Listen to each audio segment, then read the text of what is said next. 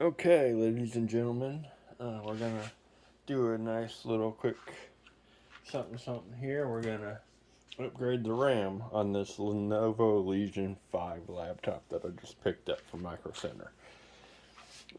There's a video on YouTube. There's that Jimmy something or the other tech channel I will link to in the description that describes the issue with the RAM in this laptop and the reasons for upgrading. So I'm not going to go over all that, just going to do a quick little flip it over and let's get inside this thing and see just how easy it is to put RAM in this guy. So all the screws on this thing are all Phillips head. So I am going to grab,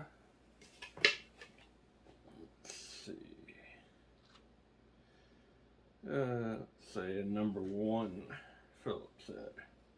See how that fits. Alright. Now you will find there are 2 different size screws from what I've read. You got one length here, and so you're going to want to keep track of the screws as you remove them to make sure you put the right ones back in the right places. These screws are coming out very easily. There are no hidden screws that I'm aware of. Okay, and then we've got 2. We got one right here, so there are 4 across the back right there. We got one right there, and one right here, and then we've got 4 across the front here. And these are the little itty bitty short guys. So the short ones go across the front.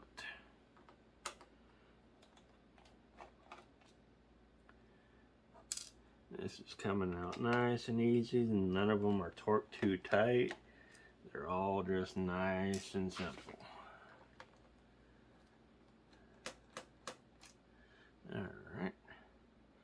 Alright, okay, so that gets all the screws out of the way.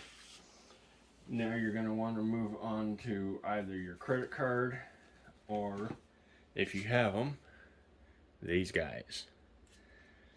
So this is all part of the iFixit toolkit, the Protect toolkit. I highly advise anyone looking to do any level of significant work on computers to buy one of these.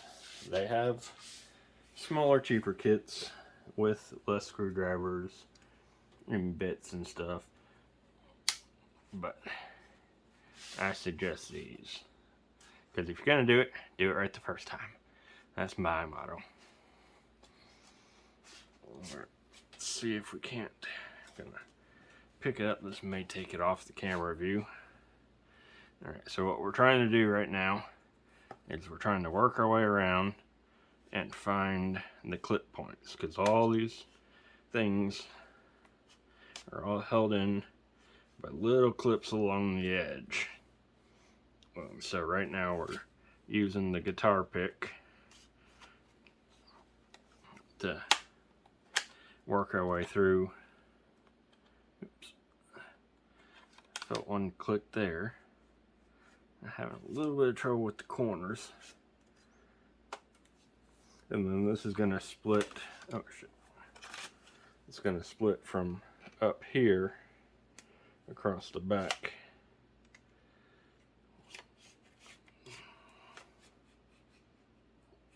Let's see. Which is going to put you above. Let's see. Yeah. So the air vent portion of this comes off. There we go. I got a couple right there. You heard those good clicks. Alright. Let's keep working on that, and let's work our way around to the other side of the back. Kind of pushed back on it there. kind of tricky to do and still try to keep this on camera. All right.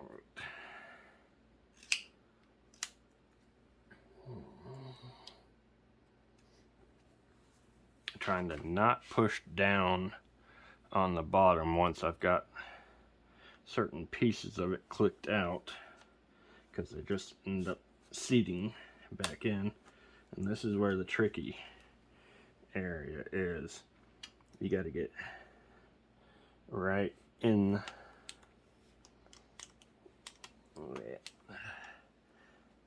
There's a little point. Come on. Damn it. Alright.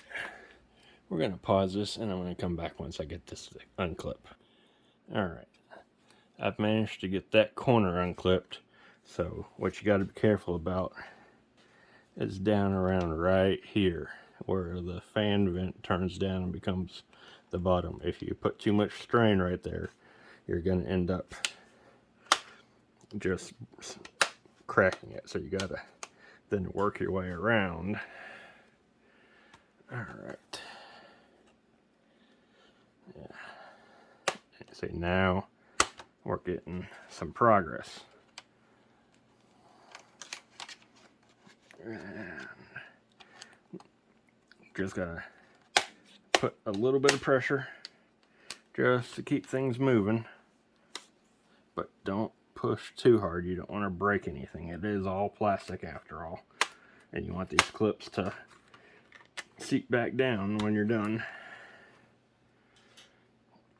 Okay, so let's see.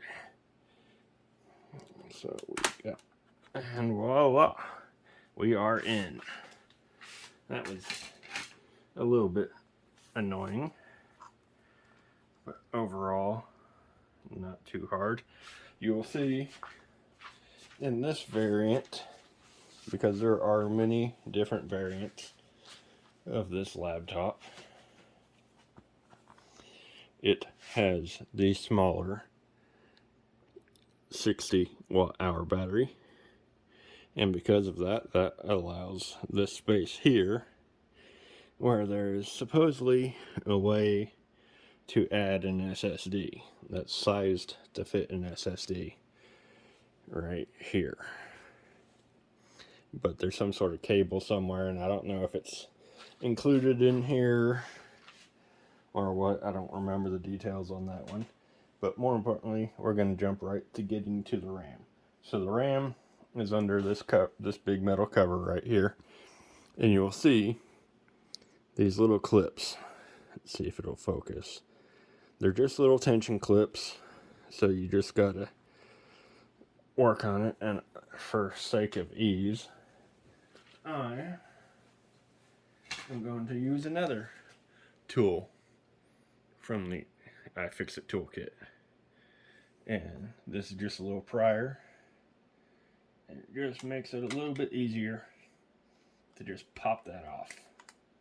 But as you can see, once it's out of the way, you're good to go. And so that's just held in purely with tension. And that exposes your two factory RAM modules on this one. And so yeah, pop there, pop out. Note, short side is to the left. You're going to need to know that when you go to put the new RAM in. So we're just going to go ahead right now and open the package with the new RAM. So get it, make sure it's grounded. Okay.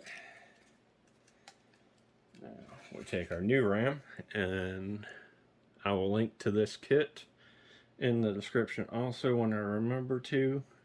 It's going to take a while for this video to upload. Alright, and then we clip that one in place.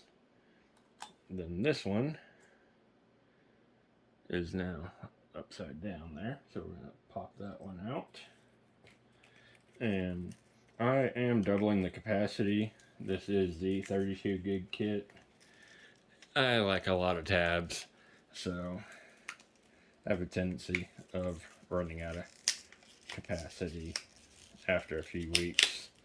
Every couple of days or so, or weeks, depending on use, I'll end up having to swap out the, I'll have to close my web browsers and relaunch them because of memory leak. Alright, so that's seated. And then click. Alright, and so that's done. And then we're going to take our little cover. I did not note which orientation this came off in, but I can pretty much guess based on, let's see. Okay, so it has the arrow up that way, which matches to what looks to be a symbol there. So I'm going to say it went that way. And that looks about right. So the trick here is you just got to get seated over all the little metal clips, and then you just push down and it'll pop right back into place. Now, anytime I make any kind of big change like that, before I go and snap the back cover on, particularly when swapping out RAM, I'm going to very carefully flip this guy over.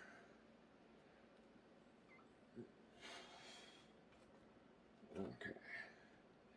Now, holding it in such a way that I'm not going to potentially short anything out or touch any fan, I'm going to power the thing up